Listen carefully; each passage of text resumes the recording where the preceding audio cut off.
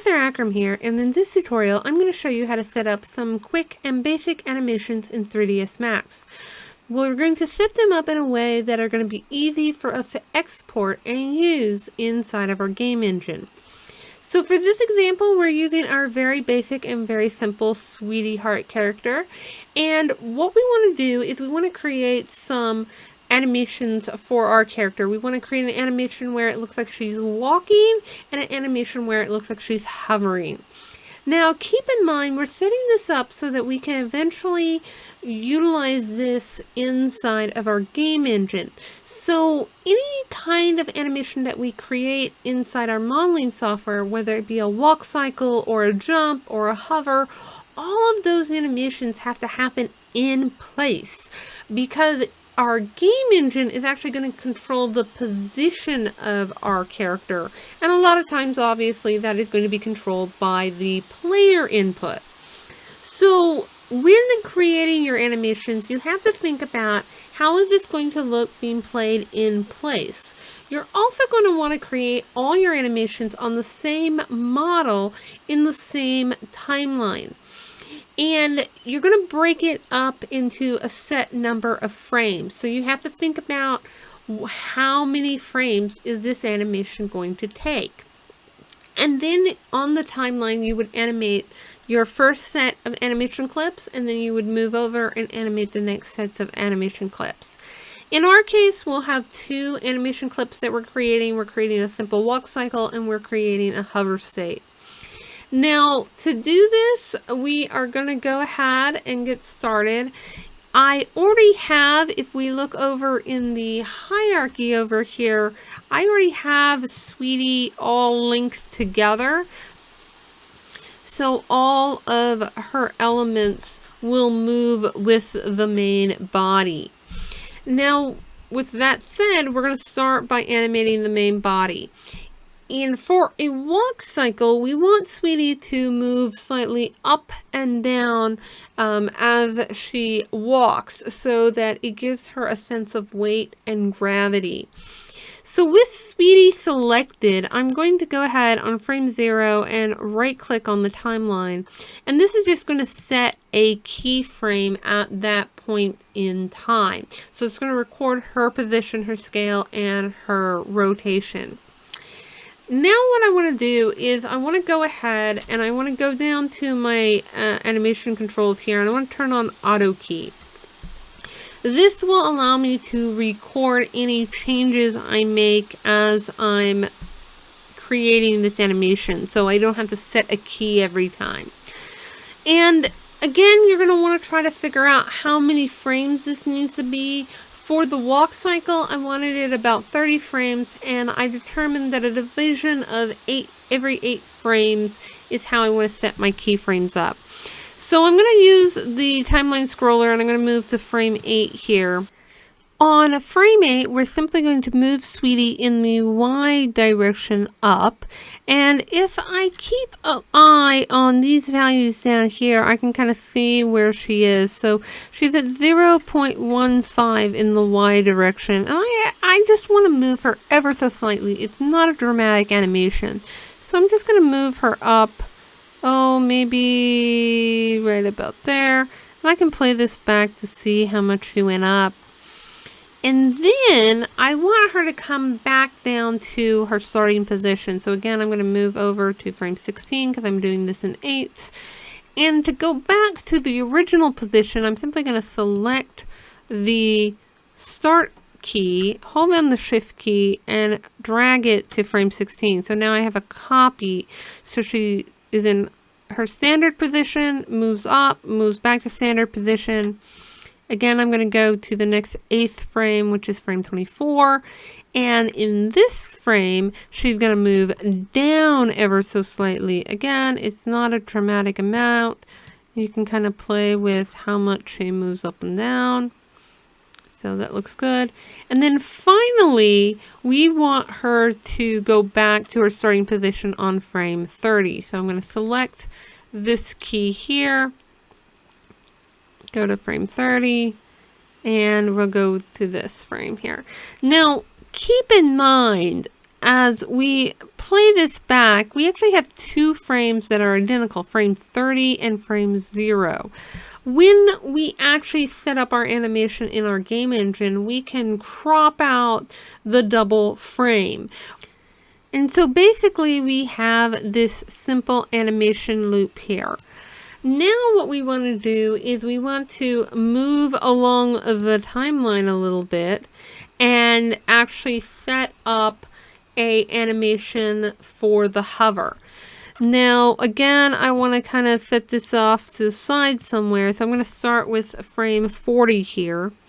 I want her to basically float up and down, and really we already have a float up and down, which is what she had for her walk cycle. So instead of getting all fancy and doing this again, I'm actually just going to copy these frames. So I'm going to select all my frames, hold down the shift key, and move this over to frame 40.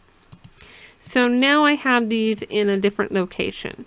Also, just to make it a little easier to splice these animations inside of Unity, I'm actually going to select all of them and move them to start at frame 5. So I have a little bit of dead space so that I can easily trim these clips inside of the game engine. So I'm going to start at frame 5. I have my first set of walk cycle here. Then I have a few frames of dead space, and then I have my frames for the hover. And then if I had more animations, I could extend out this timeline. Now that is the animation for Sweetie's body, but we still want to animate her hands.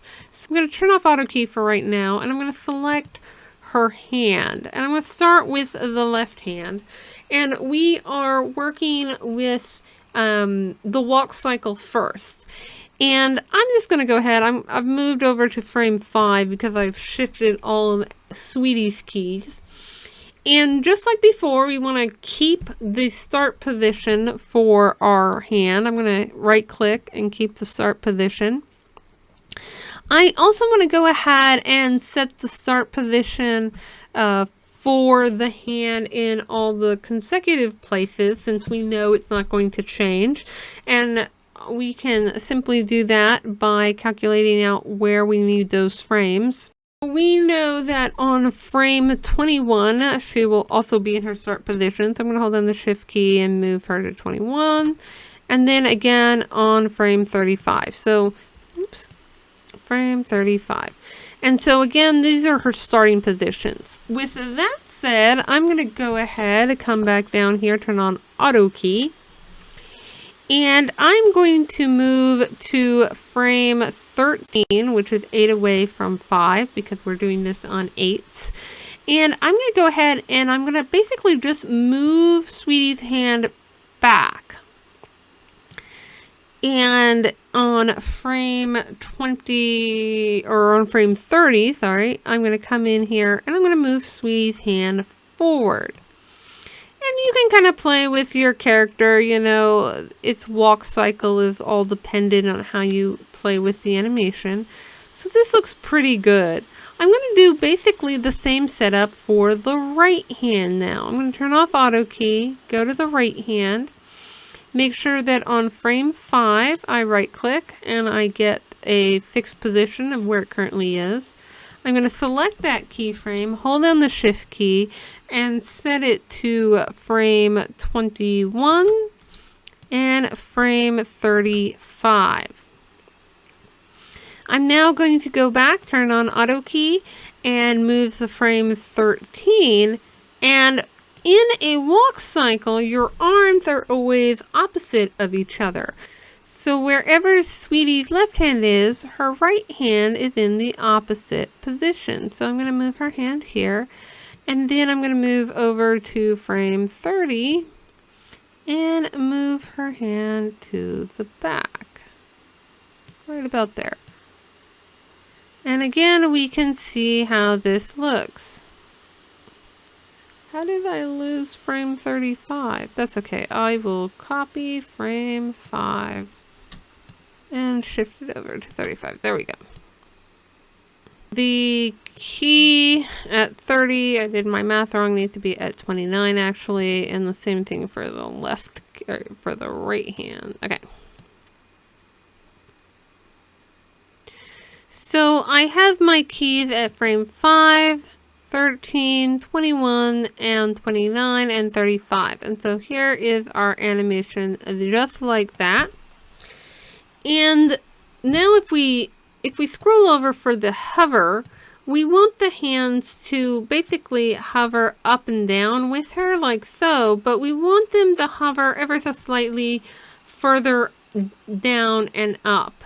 So with that said, we are going to go ahead and record the animation for the hands for the hover. So starting again with the left hand, I'm going to move to frame 45 where the hover animation starts. I'm going to right click, press OK. And again, we're working with 8s here. So I'm going to move 8 frames ahead to frame 53. I'm going to turn on my Autokey, and I'm just simply going to move her hands up because Sweetie's moving up, so her hands are going to kind of move up with her. And then I'm going to come to frame 61, make a copy of our initial key by holding the shift key, selecting it, and dragging it. And then I'm going to go to frame 69, so where Sweetie moves down, her hand is going to move down. And then finally on frame 75, it's going to go back to the starting position. I'm going to select that frame 45, hold down the, select frame 45, hold down the shift key and drag and go to frame 75. So that's her left hand moving with her. And that looks pretty good. I think that looks pretty good. So then we're going to do the same thing to the right hand. Again, on frame 45, right click. We're going to set that keyframe. We're going to turn on Autokey. And in our window here, we're going to try to get it to line up with our left hand. So that's frame 53. We're going to move over to frame 61. Make a copy of frame 45, holding down shift key, dragging it. Moving to frame 69, we're going to move the right hand down. Again, trying to line it up with the left hand. And then finally on frame 75, we're going to make another copy of frame 45, holding down shift key, dragging it in place. And again, we can kind of see her here hovering in place. I'm going to turn off our animate keys for right now.